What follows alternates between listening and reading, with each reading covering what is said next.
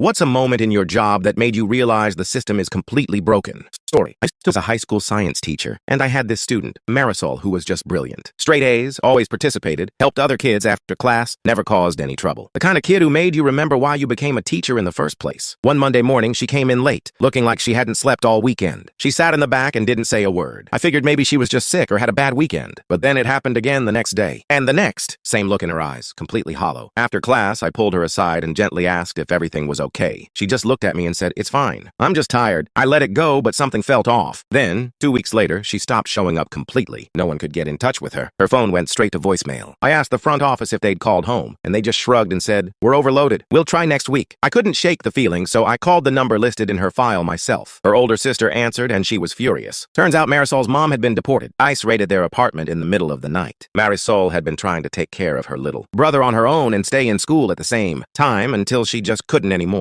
I was stunned. She came back to school after a month, quieter than ever. She'd missed 4 exams, 3 labs, and 2 major projects. And the school's policy? No extensions past 2 weeks. So the vice principal tells me we're supposed to give her zeros. Zeros. For a kid who literally had her world ripped apart. I told him I wasn't doing it. I'd let her redo everything at her own pace. He said that wasn't fair to other students. I said, "You think fairness is pretending this girl's life didn't just fall apart while we all kept doing warm-ups and worksheets?" Then came the meeting. Me, him, the principal, and 2 other teachers. They were reviewing Marisol's grades and trying to decide if she should be held back. The English teacher, who I thought was on her side, suddenly said, "Well, we can't give her special treatment. She needs to learn accountability." I snapped. I said, "You think this is about accountability? She's 16 years old, raising a toddler, and sleeping in a cousin's living room. You're worried about your rubric while she's figuring out how to survive." Finally, the principal looked at me and said, "Well, what do you suggest we do?" I said, "Start acting like humans. And if that's too hard, I'll take over her entire schedule. I'll teach her all 5 subjects if I have to." They didn't know what to say. They let her stay, Barley. And I still think about how close we were to failing her. Not because she wasn't smart, not because she didn't try, but because a system built to measure performance had no idea how to handle pain.